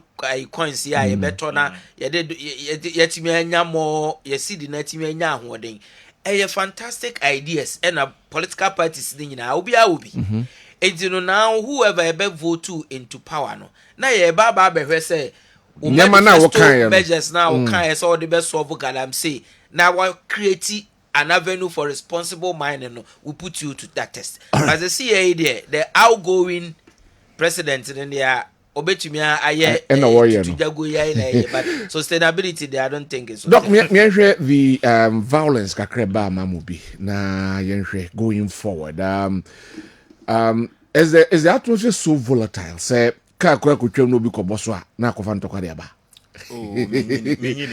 meaning so say we isolated incident campaign sha say crime say we so we have actually done very well. And you say a panic cry. You shouldn't panic. No. And situation be say no, we be more no say omo yankofo mu ni momo. Omo wa sembi she hoda da. It might not necessarily be just by because you a lot of the situation on social media. Party for me ni shia ba akode ba akonyo mo sa omutumi shia echi no MPP and this nice ekotoko ne house it's like prempeni was omo ye de na omo di agro by administration etia anyway administration say bi muti ase but so me ni say we say ye panic however we should try the moment I'll be hu bibi say no my point say if free this time no say hono because entokwa politics mun tokwa entwa edano that's the truth unless you make most dire effort say or resolve it enya dia obi adwen se obi no e be shem kofu mu pa and e betumi lead to something during the elections but we are isolated incident and megidi say nobody should panic at all. Yeah, campaign close to a year now since presidential candidates in fact these days I even think that the internal party politics na yan ntokwa wo mu say the main elections. I say internal say one more MP no ne ade omo ahono kra no na ano ohye say niame hunu general elections so we should not be panicked at all. In fact they didn't cry or who be brave no minimizing it's a local problem that must be resolved locally na emom ye hu signal bi sa no a next time no na ya hwe because I have seen towns the same day MPP ni MPDC fo nyina akọ work omusia omu diagro omu wie kura akotena ba bi di fufu eti let's encourage that kind of atmosphere. So that when isolated incident, it's very unfortunate. But may bomb say be and science be. Lawyer. Okay, no, we don't need to panic. The name boom is also serve as a pointer. So there are so police for no money.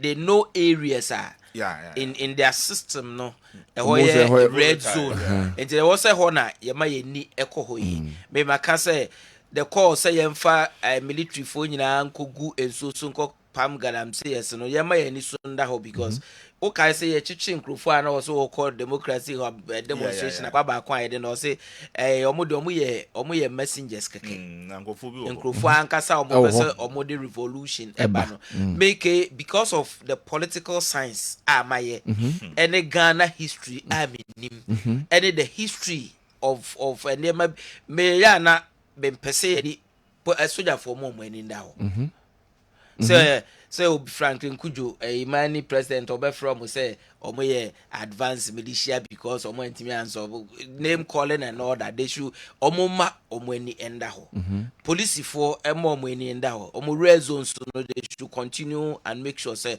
omo because political leaders na nkasa de President Mahama ushia Dr. Mahmoud Baumia say ya na what is saying na ko na wo person bomb they do I say don't ketie shia a chairman of me. o ko chia wa yes extra crack na wo na wo fam wo na wo fam ho na wo no political strategy no say asesa ho tete no na ye di chobo ene na we ni abaw ene chobo ye we ni abaw so obehwe krampo a tete na nka dede bebre na ayi gum cheche nkrofo aso no na wo campaign na nkrofo ye na one core grounds the nkrofo antachi base na wo na mkrom dede na wo ayi Dr. Baumiano no sorry nso eto no nam jomo oni jomfo ma o hage o no oje ne fans former president Mahama ono so osore a ono so nam jomo ono so ye campaign enti no nye dede gum no ene eto aba o political system no asesa strategy no asesa youth no nso so baby omo drive omo votes from okotra social media ho na see social media post because your content creation we betimi atena na we create content na we create enkrofo a aso omo na ato abaya na ni nyina fake accounts fake accounts kwa nti ukoye so baby e wo social media say chere say wo na wa we ni a wa na kasa you should know say emfa enti no campaign no strategy na sesa and a political leadership no so the same way na was sesa approach to campaigning no it was exercise. It's not about because obi a one vote, okay? Obi a one vote. Obi ni 10 be one. Obi a one vote. Obi a vote ye baako. Obi a beto baako. Baako na obeto no na ebe kan. Na declare. And the name calling now institution with her be say December 7 election. Ye beto. Ye be declare. Ye be swear in the president. Ghana will move continue. On. There will be nothing. Thank you very much, lawyer. But that's the doctor. Thank you very much. Na yemfa ensiha. Yeah, better show. So yeah. But that's it. That's it. Right. Yeah, we'll come up for side D within the next 10 minutes. Now, Yankona, Yankudi, and Komo and Fanfa, Ghana Career Migration Fair 2024. And no Basso.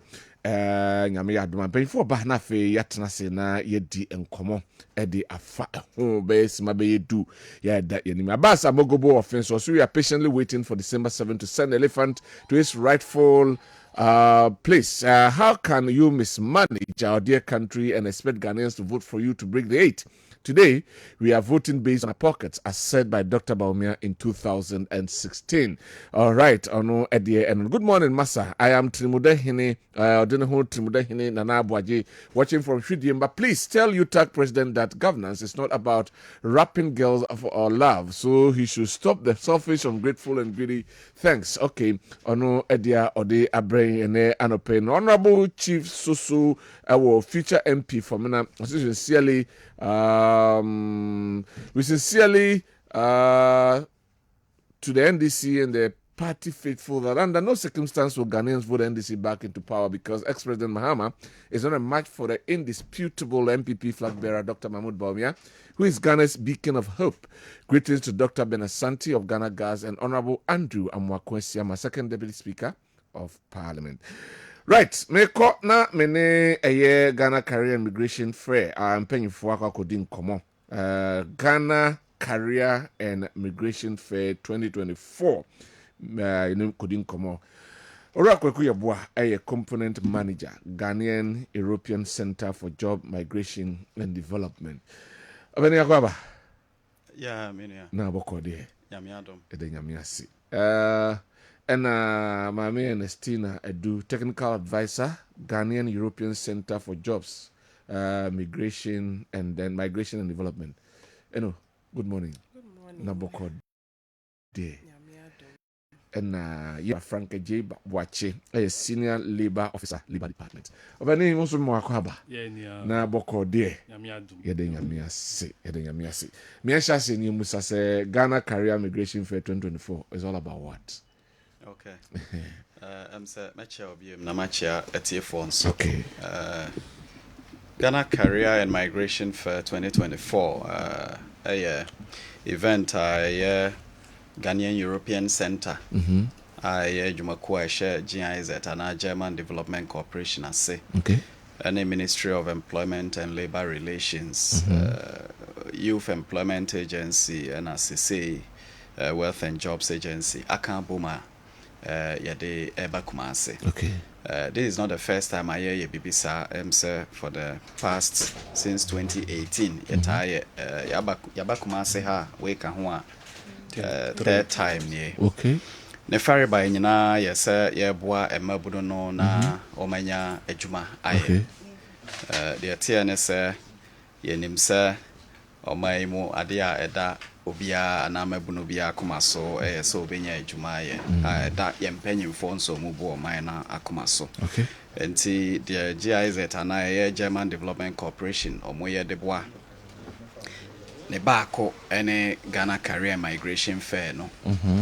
Afiwe deɛ no mefa na sɛ botae a ɛda yɛ ne so titru ene sɛ yɛbɛma mabuno no nkanka ne ɔmo a ɔmo wɔ nimdeɛ na ɔmo wɔ pɛ no nso ɔmbɛhu akwanya a ɛda hɔ sɛ wopɛ sɛ wonya adwuma sɛ bi sɛ wopɛ sɛ utu kwan so kɔyɛ adwuma wopɛ sɛ wokɔsua deɛ ama no ne scholarship opportunities bɛɛ na ɛwɔ hɔ ɛne deɛ keka ho sɛ menua no mu aka no nso ɛde bi so ne tɔfa ba mu no na right na mame musa sɛ menyɛ sure sɛ mosɔre yɛ anoma kɔmba mu sɛ sei ne yɛpɛ sɛ yɛ how do you collaborate with government in bringing out all these things?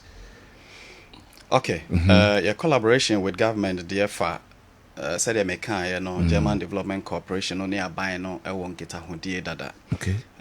Jumedia yedibia afibia no yene buying no tenase enya sebio engagement collaboration as to what exactly a buying no here. Na ye to sa anamo no. GIZ know what they call government to government engagement. Okay. One of the key components no employment promotion. Okay. Which is exactly what Ghanaian European Center no yeshe ministry employment ministry ase ne fare by ntina ma ye colleague your labor department ye ne omo juma bom se ye beboa mabuno no o ma ho siesie ana o ma ho boaboa eko adwuma fam. All right. But my memory Franco na Musa say or labor friends department de Musa say one of the key issues are a woman higher unemployment. So your relationship with them no they are more expected to achieve in terms of gaining getting employment and I say giving skills to especially the youth. Now metimenya baby enso etimi agina. Okay, me that's me say chi fo nyina. Send ya wusi kan na labor department ya na ya aban eku a ye hwe saa no ma we nyina no. Na ya ne mpempi no ye ya ne ye edu baby a ne ya limited kakra in terms of no maybe a ye provide your also service be a ye provide.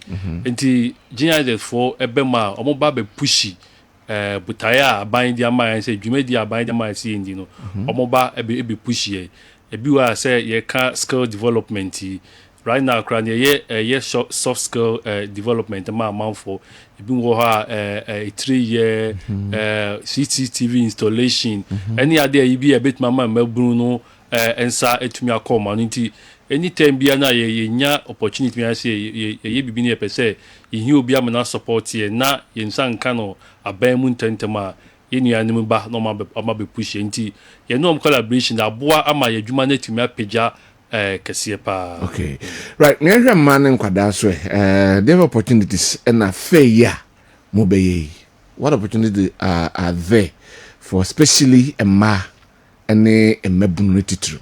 Okay. But that's it. Me fa kwenya yeso HT fo nyina. Ye wo nia ye fra gender targeted interventions embody mu akotene. Nti ye fa ni nyina no ye wo ya adwen mu oba ebeye adwuma first of all no every year no ye assessment hu skills are a trending and sanu adwuma for instance a trendy embaya a ebebo mo and afin so ye try say ebebo amba na omo break what we call the gender norms and for instance if adwuma bi to say drone piloting photography you want say more targeted towards males than females into what can we do to help yɛbɛhyɛ mmaa bebree nkran na ɔmo nso ɔmo try those skill areas nti ɛno yɛ number 1 ɛna number 2 yɛ provide information generally on, for instance sɛ ɔpɛ sɛ woyɛ adwuma what are the things you should look out for then na ɛsɛ wohwehwɛ sɛ bi mpo sɛ ba ne sɛ bi ɔpɛ sɛ wotu kwan kɔ abrokyi a asɛ ɔbaa based on your level of vulnerability no your ma contractor then now say ese wo hwe efa contracts no enna ye dwumadie ni nso boa emma a omo ye very vulnerable e be a single mothers ne sanya maninti omo nso no ye kye omo ensano dwuma e wo fair na ase ne nso saa pepepe ne ye ba ye wo ho ye beda dwuma bebre a oba betimi esua anaso oba betimi aya ebeboa no. Okay, right. German Development Corporation and the United Union, European Union, they've been rule and the support to especially skilled workers. Yeah, and the also move between Africa and Europe. And fair no, quite many bit me abuama Ghana professionals and regional international jobs or that opportunities. Oh, okay. German Development Corporation, Jumano said you no Germany abain emwa omode eso Ghana bayana amaya hodo asene. Germany nso Europe. Enti ehun ko hia say European Union no ene yenya nkita hodie sebeya jumadi a ye di wo Ghana ha no ebe cover not only Germany but much of the European member states. And since a few way na share EU no eso ya sene kakra mekano sika from your services are provided no ya extending into other EU member states. And this is all by a ya and now call labor department so pese oni ye nyankita hondia sabi questions are na say akwenya egu ho no it goes beyond just Germany. Okay. Cover France, Italy, and the keka ho. In fact, enti opportunities are European community no ewo no abeka adwuma ye no ho aye bo ne daru akire timamufo no say ombetimi etu ho anamo eno nti emze nansen ye tutu kwan kakra eko Italy, France, Belgium and other countries say ye be hu opportunities I work on mining na ye buy ya be bo no daru akire ye manfo enti eno ho bi eka job fair ho. In fact obi free Romania ba omonso penipa obi free Italy ba Italians na create quota program bia nyamiadom Ghana priority country so mbe recruit free Ghana dia na obeye sebeya sa opportunity no obenya ho akwanya ahosiesie ben enti sa information ni nyina yebeda na di ewo job fair na se wo Golden Bean Hotel nyame adoma ukuada na ya woda enunti na ya stress enuanom kankane mabunu anya ye kan mabunu nso ana enye omo mawie school sese omo ye adwuma national service omo a professionals nyina omo pesese bi omo kohye omo skills no mu kena ebetimi aba na ombenya information no mahu ana mo ombetu yo yeah Menka kakranson kaho ye hwe no omo so omo awie school especially tertiary institutions omo pese omo to aso ne nso no ye educational institutions eba ho tinye adwuma nko anti obese oto aso so a pese oto aso so a obetimi aba for more information. For instance, said benya scholarship akọ Germany akọ France nti ye wo campus France ye wo DAD send the nipa dodo na enim German Academic Exchange Service any ekwa hodo bebi omo be kasafa scholarship opportunities for Europe, Germany and Europe in general. In relation to TVET, what relations has it fair go with TVET? Okay. The attorney say send the menu no kind no enwuma ni bebre na ewo Europe ni Europe in general no border on these areas. Okay. Enti ye hu say we say ye ma opportunity na ensanu dwuma omo nsanu obi wo ho a o nsanu dwuma but e kon fa so no ofiri say nsanu dwuma na nya de na ebetumi ama na aduane adi o ya de na je say for fan keke but obag fair na sia ebin empenifo ho a ebedane na ebetuma mu say nsanu dwuma na o ye na no ebetuma create employment di ama no obi also a on de onim kra onim kra sɛ obetumi yusu nsa no dwuma bi de apɛ adwuma ti ato nsa frɛ yɛ Amstead for ɔmo chancellor no vice chancellor no bɛba around nso ɛwɔ so deɛ saa no mama kwadiri wɔ ho paa any other TVET institutions on bɛba nti ɔmo wɔn nsa no dwuma no yɛbɛhwɛ na yɛakɔkyi ɔmo ɛna deɛ baako de sɛ ɛyɛ ɔmo a ɔmo pɛ sɛ ɔmo yɛ entrepreneurs ankorankora ɔmo pɛ sɛ ɔmo bi ɔmo adwuma so ɛyɛ ana mpempi no yɛmfa yɛni nkɔɔ kɛse bi wɔ adeɛ no kɔn ɔfa so yɛ no koraa no ohia coaching ne adanadane kakra na etumi aboa na mo na etumi ayɛ employable nti ɔmo nyinaa no ya make provision among ma ɔmo ba fair na they also benefit from no me be cost of fair na say yo your time ninti wadaroma se bibi wo mu akamu a mo se da be na eba so fair no nyame ya adoma e ukuada 16th eye ochinachi wuku na ya woda ewo Golden Bean Hotel. You say in this car. Let me try kakra. Okay. Free. All right. Now, one last you see about your group of people almost so the say omo pese obi na form adwuma. Omo pese omo potential employees. Nti eno so akwan be so na also omo so facility omo. E de be na yefa e de pay adwuma. Bi wa CV small soft skills be also unya nti so backgrounds na obi a benya ne de akoye foresight program obi a obebia wa afi na open you be chere kwan fa so prepare CV nti be say o ba run na fa CV bra your penifo ha o CV be dan mu di amount ni a chere kwan fa so ayi CV na afi so o ko interview che say bibi e betimi aboa wa mo a cripple ho anya adwuma ayi bia empempi bebre na say adwuma no but obi ho ani problem nyina say anya adwuma ni no how to search for the job or how to hunt for the job no any problem ti sa nyoma we nyina no obomodin aba fair na say opportunity ho a betumi akuchi we ho. Thank you very much, Mr. Kwakuyabua, Component Manager, Ghanaian European Center for Jobs, Migration and Development. Thank you very much. Madam Ernestina Edu, a Technical Advisor, Ghanaian European Center for Jobs, Migration and Development. And then Mr. Frank J. Boachi, Senior Labor Officer, Labor Department. Thank you very much for passing through. Free Ukrada Kosa no pani ashasi. No pa 9. 9 ni ashasi. 9. Enye Ghana man time. We GMT. We your original GMT. We European time 9. Okay. Upon 4 o'clock. All right. Thank you very much. That's it. Enti yabeba be hwe. Yedi dwumadie no si na ya sore so na afa agudi hunsem aba. Me dey Kwabena so Dankwah. Nyame ya doma. Emepem yabesan ehia. Bye bye. We'll be right back. Gotta pay some bills.